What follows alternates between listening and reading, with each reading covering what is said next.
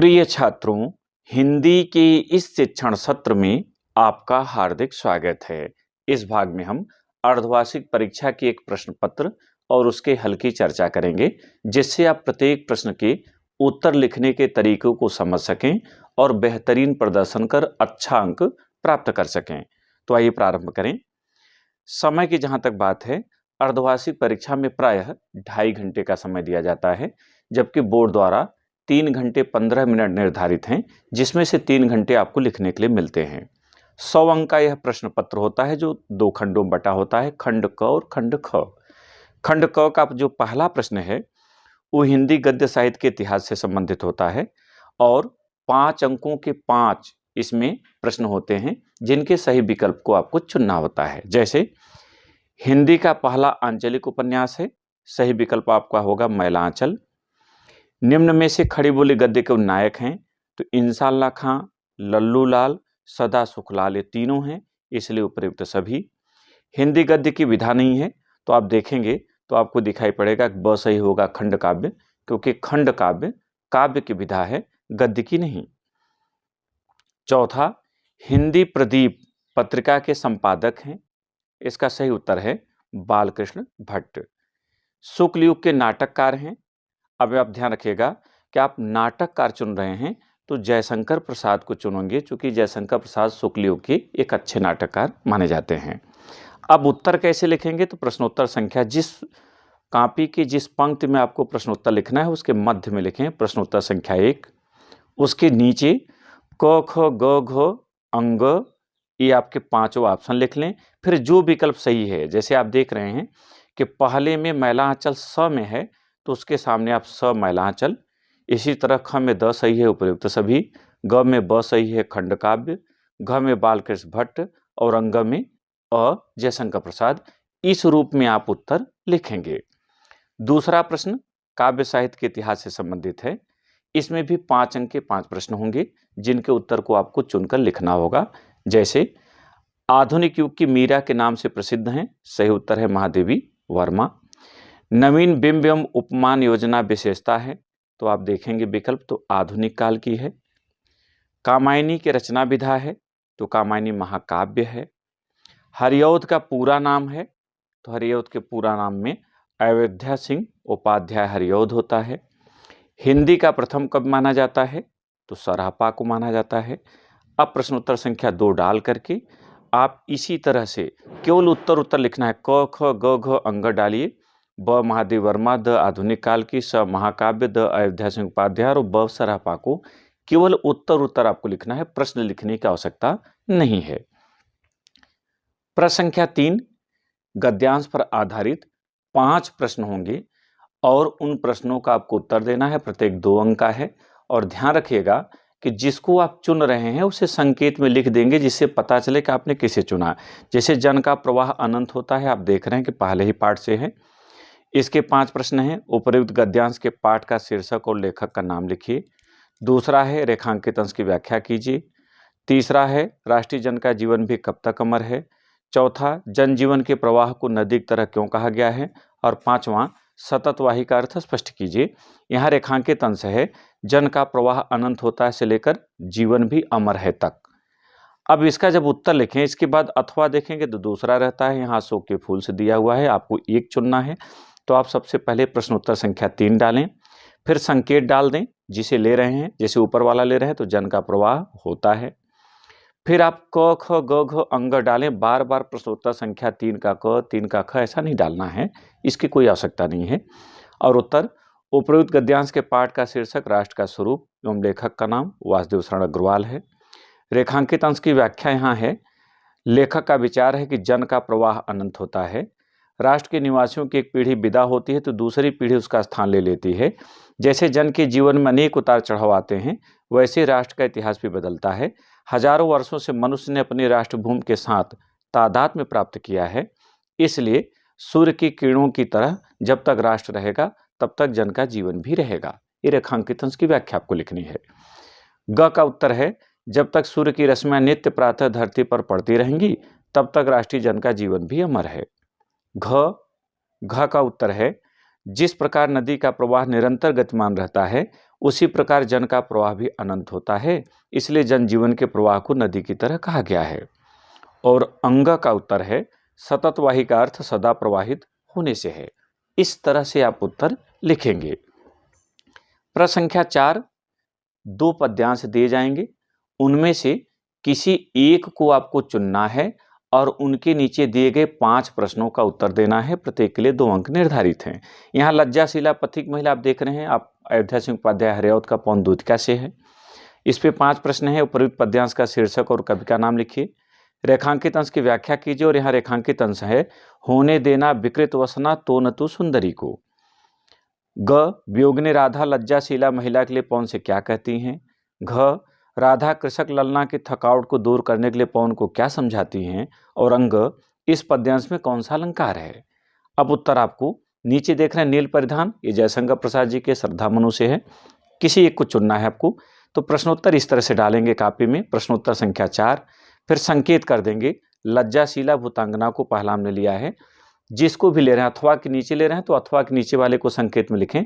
इसमें ऐसा ना लिखें कि प्रश्नोत्तर संख्या 4 का अथवा। अब क का उत्तर आप जानते हैं। उपरोक्त पद्यांश का शीर्षक पौन दूध क्या और कवि का नाम अयोध्या सिंह उपाध्याय हरिऔध है। फिर ख में रेखांकित अंश की व्याख्या है। केवल हेडिंग आप डालेंगे रेखांकित अंश की व्याख्या और इस तरह लिखेंगे। राधा प्रातःकालीन पवन को संबोधित करते हुए कहती हैं कि हे पवन, तुम्हारे मार्ग में यदि लज्जाशील महिला दिखाई पड़े तो तुम उसके मान सम्मान की रक्षा करना और उसके वस्त्रों को मत उड़ाना। ग, वियोगिनी राधा लज्जाशीला महिला के लिए पवन से कहती हैं कि हे पवन, यह तुझे मार्ग में कोई लज्जाशीला स्त्री दिखाई पड़े तो तुम उसके वस्त्रों को मत उड़ाना और यदि वह थकी हुई प्रतीत हो तो अपने शीतल स्पर्श से उसकी थकान को दूर करना। घ पूछा गया है कि राधा कृषक ललना की थकावट को दूर करने के लिए पवन को क्या समझाती हैं। तो उत्तर इस तरह से लिखें। राधा कृषक ललना की थकावट को दूर करने के लिए पवन को समझाते हुए कहती हैं कि हे पवन, अपने शीतल स्पर्श से कृषक ललना की थकावट को दूर करना तथा आकाश में जाते हुए किसी बादल को उड़ा कर लाना और उसकी शीतल छाया से धूप से पीड़ित कृषक ललना को शीतलता प्रदान करना।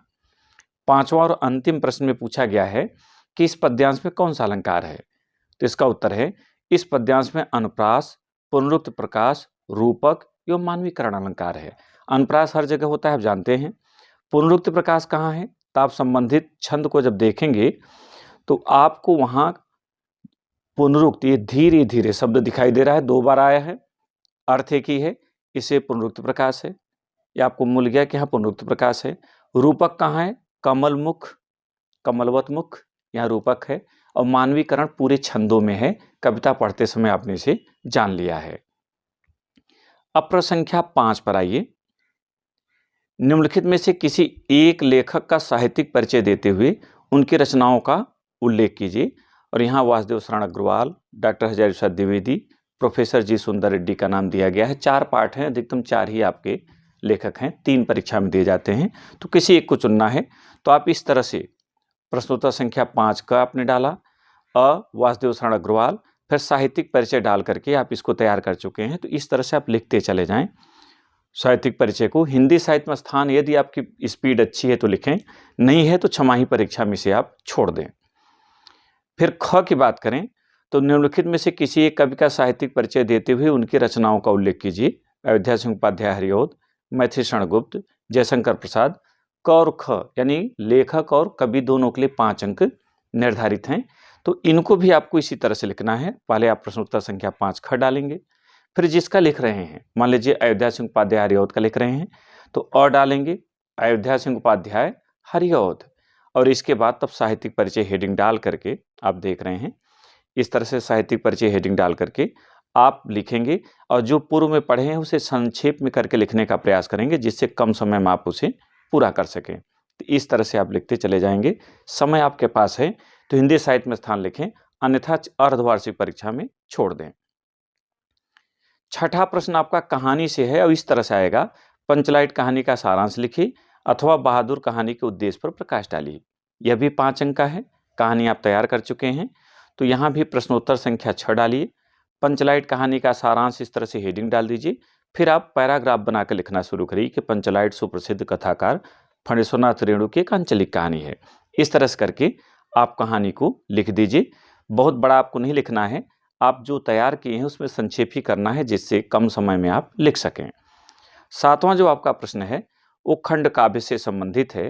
प्रयागराज में आलोक वृत्त चलता है, जिस जिले में जो चलता है उस खंड काव्य के प्रश्नों का आपको उत्तर देना होता है और अर्धवार्षिक में वही पूछा जाता है।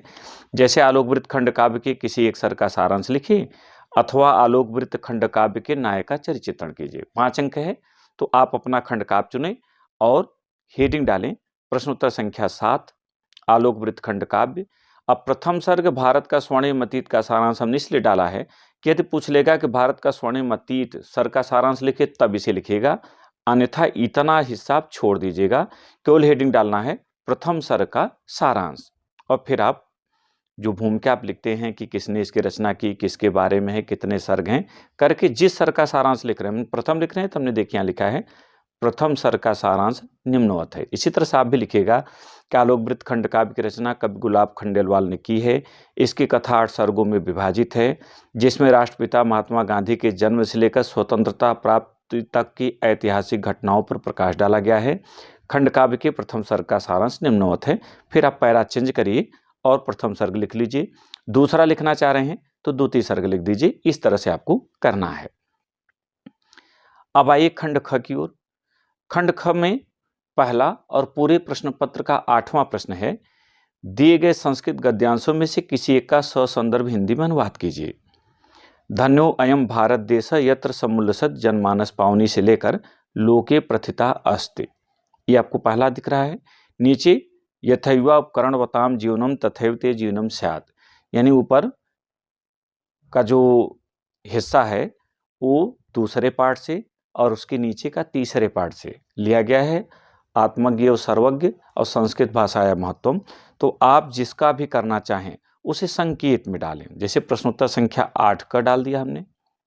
फिर संकेत हम सबसे पहले वाले को ले रहे हैं, धन्यो अयम से लेकर अस्ति तक। संदर्भ इस तरह से लिखें, प्रस्तुत संस्कृत गद्यांश हमारी पाठ्य पुस्तक सामान्य हिंदी के संस्कृत खंड के अंतर्गत संस्कृत भाषा या महत्वम पाठ से लिया गया है। आप अवतरित है भी लिख सकते हैं। हिंदी अनुवाद, यह भारत देश धन्य है जहाँ जनमानस को पावन करने वाली, श्रेष्ठ भावों को उत्पन्न करने वाली और शब्दों के समूह को जन्म देने वाली देववाणी संस्कृत सुशोभित है। वर्तमान के समस्त साहित्यों में इसका साहित्य सबसे श्रेष्ठ तथा संपन्न है। यही भाषा संस्कृत के नाम से भी संसार में प्रसिद्ध है। इस तरह से आप इसका उत्तर करेंगे। अगर ख की बात करें 8वें का ख, तो यहाँ एक श्लोक दिया जाएगा और अथवा में दूसरा श्लोक दिया जाएगा। दोनों में से किसी एक को चुनना होगा और संदर्भ सहित उसका भी आपको हिंदी में अनुवाद लिखना होगा, और इसके लिए भी 7 अंक, गद्यांश के लिए भी 7 और पद्यांश के लिए भी 7 अंक हैं। तो इस तरह से आप लिखें, न चौरहार्यम न राजहार्यम न भातृभाज्यम न च भारकारी व्यय कृते वर्धते नित्यम विद्याधनम सर्वधनम प्रधानम। इसे हमने ले लिया है। तो आप पहले प्रश्नोत्तर संख्या 8 डालेंगे, 8 का ख, फिर संकेत डालिए न चौरहार्यम डॉट डॉट सर्वधनम प्रधानम, जो भी लेना है उसका संकेत डालें। फिर संदर्भ, प्रस्तुत श्लोक हमारे पाठ्यपुस्तक सामान्य हिंदी के संस्कृत खंड के अंतर्गत सुभाषित रत्नान पाठ से अवतरित है। श्लोक में अवतरित है लिखेंगे, यहाँ लिया गया है नहीं लिखना है, अवतरित है या उद्धृत है। फिर हिंदी अनुवाद हेडिंग डालिए और इस तरह से लिख दीजिए, विद्या रूपी धन को न तो चोर चुरा सकता है, न राजा छीन सकता है, न भाई इसमें हिस्सा बटा सकता है, और न ही यह भार रूप अर्थात वजनी है। यह व्यय करने पर प्रतिदिन बढ़ती है, अतः विद्या रूपी धन सभी धनों में प्रधान या श्रेष्ठ है। अब आइए 9वें प्रश्न की ओर। 9वां जो आपका प्रश्न है वो मुहावरों संबंधित है। निम्नलिखित मुहावरों एवं लोकोक्तियों में से किसी एक का अर्थ लिखकर वाक्य में प्रयोग कीजिए। 2 नंबर का होता है और कोई एक आपको करना है। जैसे अंधे की लाठी होना, आम के आम गुठलियों के दाम, घी के दिए जलाना, जैसी करनी वैसी भरनी। कोई एक लेना है, हम पहले ले रहे हैं। कैसे उत्तर लिखना है तो आप डालिए प्रश्नोत्तर संख्या 9 क, मुहावरा अंधे की लाठी होना, फिर अर्थ हेडिंग डालिए एकमात्र सहारा होना, फिर यहाँ पर वाक्य प्रयोग हेडिंग डालिए वाक्य प्रयोग, ऐसी हेडिंग आपको डालना है, ये छूट गया है। और लिखेंगे श्रवण कुमार अपने माता पिता की अंधे की लाठी थे। इस तरह से आपका वाक्य प्रयोग हो जाएगा। प्रश्न संख्या 10 पर आइए।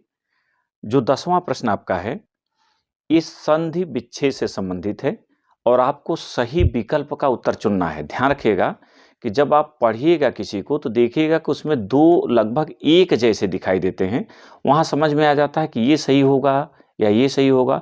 लेकिन जब आप अर्थ देखेंगे, उसका भाव देखेंगे, तो बहुत जल्दी समझ जाएंगे कौन सही होगा। जैसे सुरेश, तो आप आराम से समझ सकते हैं कि सूर्यधन ईसा सही होगा और सूर्यधन ईसा यहाँ है। नायक नयधन अकः, सूर्योदय सूर्यधन उदय। इस तरह से आपको इसे चुनना है और लिखना ऐसे है। प्रश्नोत्तर संख्या 10 का अब 1 2 3 3 आपके पास ऑप्शन है। तीनों में जो सही है, यानी पहले वाले का ब सही है सूर्यधन ईसा इस तरह से, दूसरे का अ सही है नयधन अकः इस तरह से, तीसरे का स सही है सूर्यधन उदय, ऐसे आप लिखेंगे। इसका जो ख है उसमें रूप है कि निम्नलिखित शब्दों में विभक्ति और वचन के अनुसार सही विकल्प का चयन कीजिए। आत्मानम शब्द में विभक्ति और वचन है। अब 4 ऑप्शन आपके सामने दिया गया है।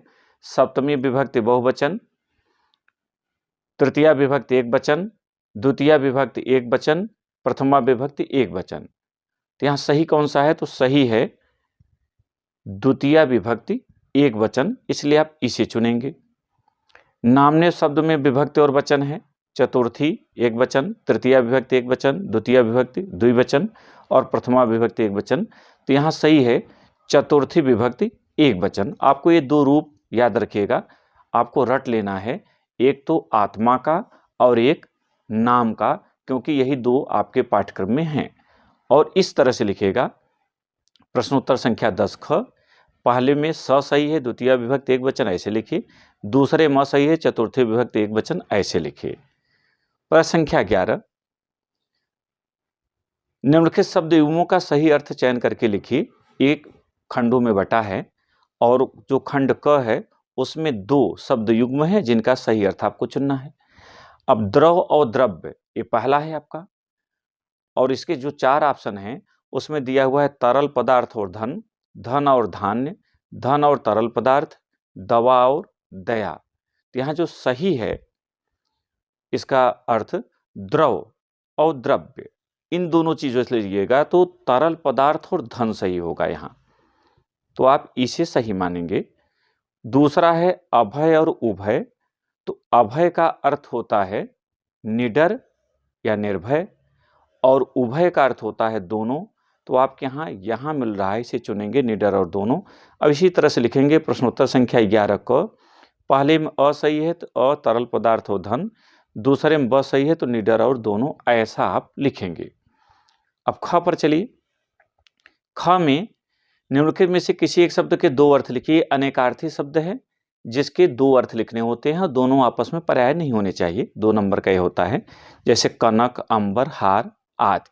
तो एक चुनिए और लिखने का तरीका यह है। प्रश्नोत्तर संख्या 11 ख आप डालिए पहले, अनेकार्थी शब्द हेडिंग, फिर अर्थ दूसरी तरफ हेडिंग डाल दीजिए। नीचे जो चुन रहे हैं, कनक हमने लिया तो कनक लिख दीजिए, अकनक। पहला अर्थ है स्वर्ण, दूसरा धतूरा। ये आपके उत्तर लिखने का सही तरीका है। इसके बाद ग पर आइए। ग आपका वाक्यांशों के लिए एक शब्द से संबंधित है। नहीं, निम्नलिखित वाक्यांशों के लिए एक शब्द का विकल्प आपको चयन करना है। तो पहला है जो ईश्वर में आस्था न रखता हो, तो न रखता होगा तो नास्तिक है, रखता होगा तो आस्तिक होता है। और जो जाना न जा सके तो अज्ञेय, जिसे जाना न जा सके, तो इसको आप इस रूप में लिखें। प्रश्नोत्तर संख्या 11 ग, पहले का सही है ब नास्तिक और दूसरे का सही है अ अज्ञेय, ऐसे ही आपको लिख देना है। फिर आइए घ पर, 11 का घ देखिए, 2 अंक का भी है। निम्नलिखित में से किन्हीं 2 वाक्यों को शुद्ध कीजिए। कई रेलवे के कर्मचारी पकड़े गए, तो यहाँ क्रम की गलती है, रेलवे के कई कर्मचारी पकड़े गए। एक फूल की माला लाना, फूल की एक माला लाना, ये भी क्रम गलत है। नगर में अनेकों वस्त्र विक्रेता हैं, तो नगर में अनेक वस्त्र विक्रेता हैं, यहाँ अनेक होगा क्योंकि एक वचन का बहुवचन अनेक होता है, अनेकों नहीं। मुझे केवल 5 रुपये मात्र की आवश्यकता है, तो यहाँ अतिरिक्त शब्द आ गया है, तो मुझे 5 रुपये मात्र की आवश्यकता है, एक आपको हटाना होगा, लेकिन उत्तर में एक ही लिखना है। तो प्रश्नोत्तर संख्या 11 घ, वाक्य का शुद्ध रूप, रेलवे के कई कर्मचारी पकड़े गए। आपको अशुद्ध वाक्य एक बार लिखकर फिर उसका शुद्ध रूप नहीं लिखना है, सीधे वाक्य का शुद्ध रूप हेडिंग डालिए और रेलवे के कई कर्मचारी पकड़े गए ऐसा उत्तर सीधे लिखिए। आपको अशुद्ध वाक्य यहां रिपीट नहीं करना है। जो 12वां प्रश्न आपका है, ए रसछंद अलंकार से संबंधित है, वो 3 खंडों में बटा है। 12 का क, वीर अथवा करुण रस का स्थायी भाव के साथ उसकी परिभाषा और उदाहरण लिखिए, 2 अंक का है। तो आप डालिए प्रश्नोत्तर संख्या 12 क, जो लेना है बी रस, जैसे हमने लिया बी रस डालिए, अस्थायी भाव हेडिंग डालिए उत्साह, फिर इसके बाद परिभाषा या लक्षण जो पूछा रहे उसे लिखिए, फिर उसके नीचे उदाहरण लिखिए। स्पष्टीकरण छमाही परीक्षा में लिखना अनिवार्य नहीं है, चूंकि यहाँ समय कम होता है।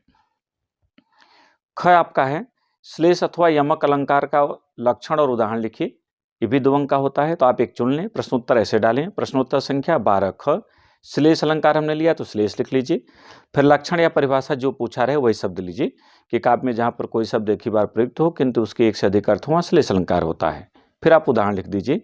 यहां पर स्पष्टीकरण छमाही में देना अनिवार्य नहीं है। ग, दोहा अथवा सोरठा छंद का लक्षण और उदाहरण लिखिए, ये भी 2 अंक का है, तो एक चुन लीजिए। प्रश्नोत्तर संख्या 12 ग, मान लीजिए हमने दोहा छंद लिया तो आप पहले लक्षण हेडिंग डाल के लक्षण लिख दें, फिर इसके बाद उदाहरण लिखिए और उस पर मात्राएं भी लगा दीजिए, तो आपका उत्तर पूरा माना जाता है। स्पष्टीकरण अगर आपके पास समय कम है तो छोड़ दीजिए, छमाही में कोई दिक्कत नहीं है। 13वां जो प्रश्न आपका है वो पत्र लेखन का है। किसी विद्यालय के प्रबंधक के नाम हिंदी प्रवक्ता पद पर नियुक्त हेतु एक आवेदन पत्र लिखिए, 6 अंक का होता है। अथवा किसी बैंक के शाखा प्रबंधक को डेयरी उद्योग लगाने हेतु ऋण प्राप्ति के लिए एक आवेदन पत्र लिखिए। 3 होते हैं, 2 यहाँ हो गए, एक है अपने नगर या गांव के साफ सफाई से संबंधित शिकायती पत्र, 3 ही होते हैं। तो इनमें कोई भी 2 अगर आपको तैयार है तो आप परीक्षा में बड़े आराम से लिख लेंगे। ऐसे लिखिएगा प्रश्नोत्तर संख्या 13, फिर सेवा में श्रीमान प्रबंधक जी, यहाँ अपने विद्यालय का नाम या किसी भी विद्यालय का नाम डालना है, चाहे राजकीय इंटर कॉलेज डाल दीजिए, और तब आपको फॉर्मेट हमने पत्र लेखन जैसे बताया है वैसे ही आपको ये लिखते हुए चले जाना है। आप देख रहे हैं सारा फॉर्मेट आप बनाते चले जाएंगे तो आपको पूरे अंक भी मिलेंगे और आपका उत्तर देखने में अच्छा लगेगा। इस तरह से आप पत्र लेखन पूरा करेंगे। जो 14वां और अंतिम प्रश्न है वो है निबंध लेखन, कि किसी एक विषय पर निबंध लिखिए, 9 अंक का होता है और आपके पास 5 ऑप्शन दिए जाते हैं, जैसे विज्ञान वरदान या अभिशाप, वैश्विक महामारी कोरोना, कारण और निवारण के उपाय, जनसंख्या विस्फोट, समस्या और समाधान, पर्यावरण प्रदूषण, कारण और निवारण के उपाय, मेरा प्रिय कवि अथवा साहित्यकार, कोई भी एक आपको चुनना है। तो आप प्रश्नोत्तर संख्या डालिए, प्रश्नोत्तर संख्या 14, फिर हेडिंग डाल दीजिए जिसको चुना आपने। मान लीजिए हमने विज्ञान वरदान या अभिशाप लिया तो इसे डाल दिया। फिर रूपरेखा बनाइए, रूपरेखा के लिए 2 अंक होते हैं और बाकी शेष 7 अंक विस्तारित करने के लिए होता है। रूपरेखा का मतलब होता है कि जो आप हेडिंग अंदर डालेंगे उसे यहाँ लिख लेना है। अगर पहले ध्यान न हो तो पहला पृष्ठ छोड़ करके आप निबंध लिख लीजिए और अंतिम में सारी हेडिंग उठाकर बाहर डाल दीजिए। जैसे रूपरेखा में पहला प्रस्तावना, दूसरा विज्ञान का अर्थ, तीसरा विज्ञान वरदान के रूप में। इसी में आपको कुछ अलग हेडिंग लेना है, जैसे यातायात के क्षेत्र में, संचार के क्षेत्र में, कृषि के क्षेत्र में, शिक्षा के क्षेत्र में, चिकित्सा के क्षेत्र में, जिससे आपका विस्तार हो जाए। फिर विज्ञान एक अभिशाप के रूप में और फिर उपसंहार। इस तरह से 5 हेडिंग में आपने इसे किया और ऐसे आप लिखते हुए चले जाइए, हेडिंग डालते जाइए, बाद में उसका नंबर नहीं डालना है, हेडिंग डालते जाइए और अपनी बात को विस्तारित करते जाइए। अगर समय कम बचा है तो 2-2, 3-3 पंक्तियों में छोटी छोटी बातें लिखते चले जाइए, जिससे पता चल जाए कि आपने पूरा प्रारूप दिखा दिया है, आप इससे परिचित हैं कि यह क्या है, वो कैसे लिखा जाता है। तो इस तरह से आप पूरा दिखाते चले जाइए। यद्यप छमाही परीक्षा में अनुक्रमांक लिखना अनिवार्य नहीं होता, लेकिन बोर्ड परीक्षा में आपको अनुक्रमांक अंत में लिखना चाहिए। तो आप अगर यहीं से लिखें तो आप में आदत आ जाएगी कि अंतिम में हमें अनुक्रमांक भी लिखना है। मुझे उम्मीद है कि आपने पूरा प्रश्न पत्र समझ लिया है और आप बेहतर कर सकेंगे। यदि कोई समस्या हो, आपकी कोई जिज्ञासा हो तो हमें जरूर कमेंट करें, हम आपके जिज्ञासा का समाधान करेंगे। बहुत बहुत धन्यवाद।